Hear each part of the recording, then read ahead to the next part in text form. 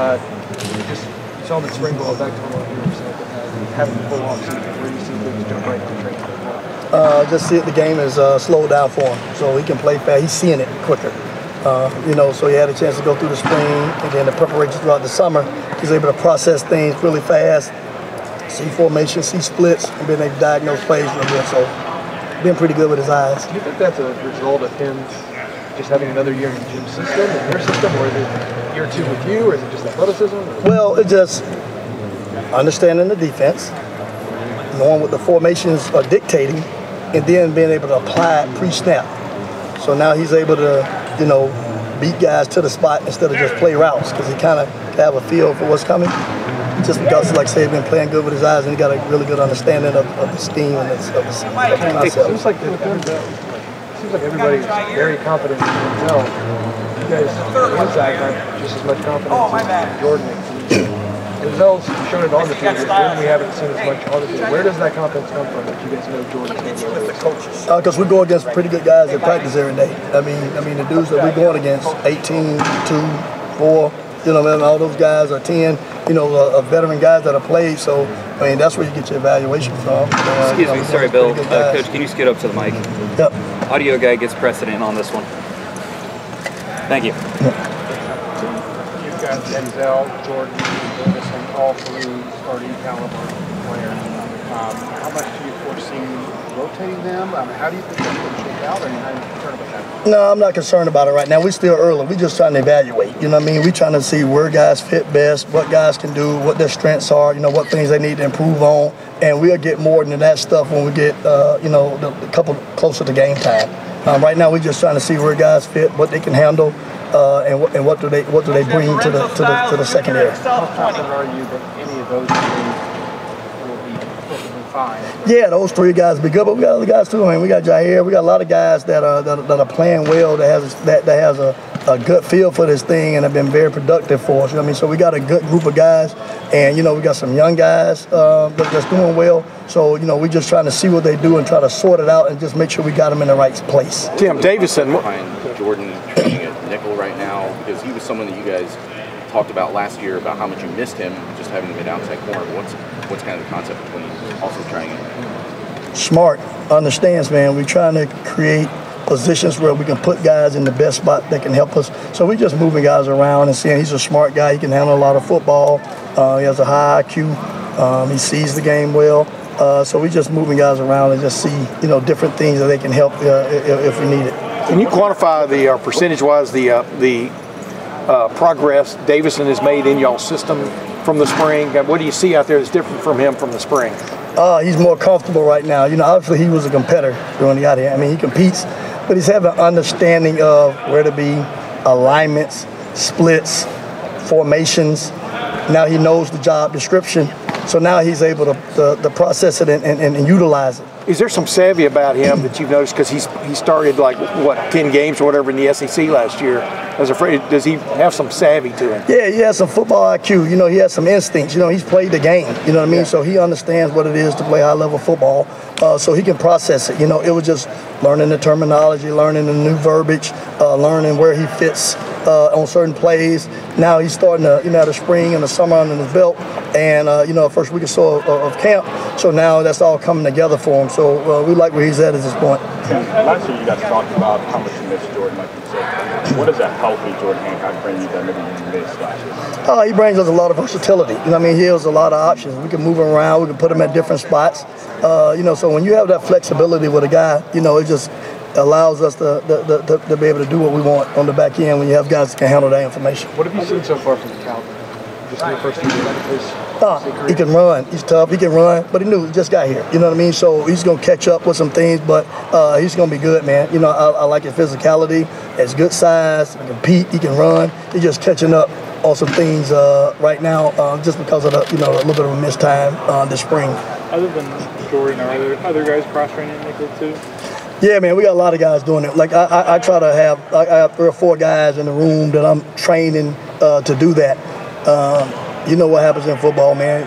You got guys get injured, you got things that come up, you have to move guys around, you got matchups. So we just train guys to try to be ready for that when that situation comes. So yeah, we got a lot of guys that's kind of learning that. Is Davidson somebody you'd ever use projects in the bigger corner too? Yeah, possibly. You know what I mean? We just kind of have them learning, and we just kind of, it's all based on situations and when the need is for it. So we just kind of cross-teach guys so they can just learn the game of football.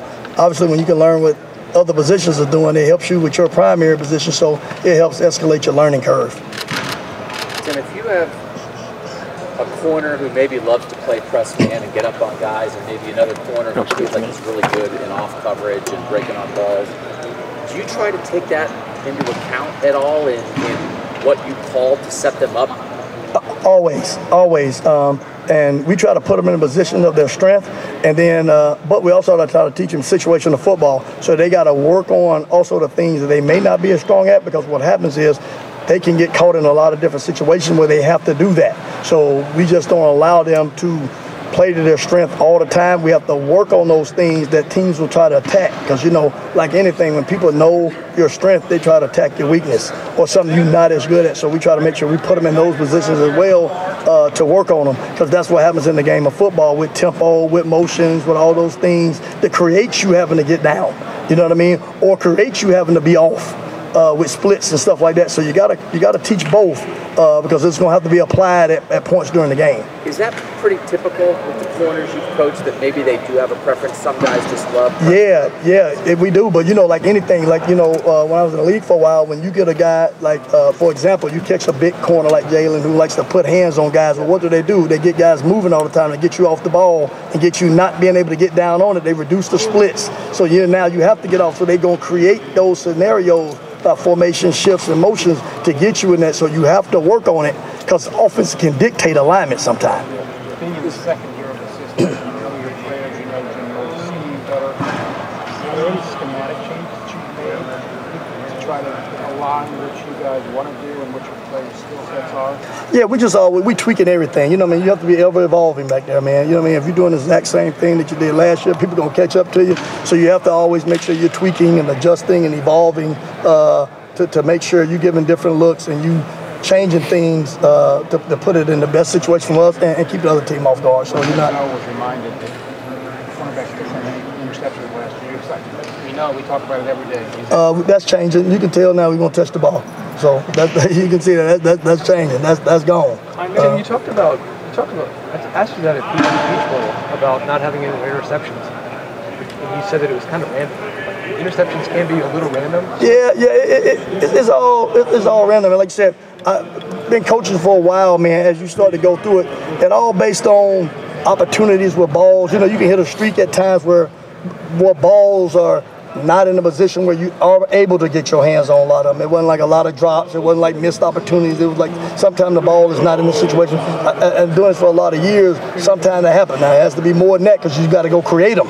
You know, you have to go create them. So that's the mindset we on now, trying to go create the turnover. But you got to do it within the confinements of the scheme. That's a very defined stat, though, like 0 interceptions. How do you make sure that you preach that to guys, like, hey, we got to get our hands on more football? You don't worry about that. You go play the game. Okay. You don't worry about that. You don't play the game. You know what I mean? You go play the game. Every year is a different year. Every game is a different game. So you don't worry about that. You know what I mean? You just go play. It'll come. You know what I mean? So I go back to that just because of the fact, as you start to go through it, like I said, I can start showing you situations of doing for a long time where it goes streaks of that happening, and then sometime it comes in spurts, and then it is situations based on where the ball is getting placed on a lot of things. So that's all different. But you control that as each day and each game goes on with that. Tim, back in the spring, Noel was talking about how maybe there was a bit of a mindset shift in the cornerback line when you're going up against Ohio State's wide receivers. And maybe last year when they would beat guys, it's Marvin Harrison, it's Emeka Egbuka. They're supposed to do that to everybody. You're not going to see that around the country. But maybe you saw that also kind of shift into the season, even when you weren't going up against those guys, sometimes competitive guys. Where have you seen a maybe mindset shift, not necessarily in the coaching staff, but just in the players, how they approach even? No, they understand the system. They understand the stuff to do. You know what I mean? So as you start to go through it, they're understanding details. They understand how the stuff is applied.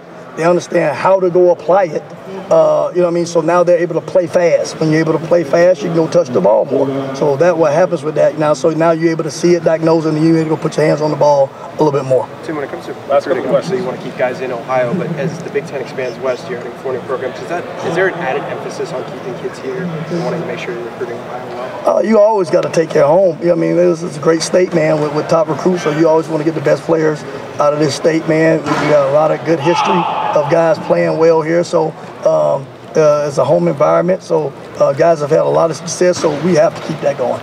Just Last question. how much better do you feel about this unit now compared to when you did last year, especially after the Yeah, I feel real good about it because now we've been healthy. You know, guys have been in the system, guys understand it, so you're developing chemistry, developing unity, camaraderie.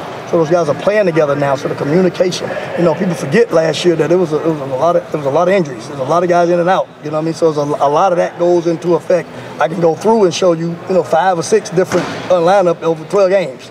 So what happens? You now in the spring, guys are all there. Guys all played together. Guys all understand it. So now you can see it gel a little bit more. You've gone against quarterbacks, obviously. What's your impression so far? What you've seen?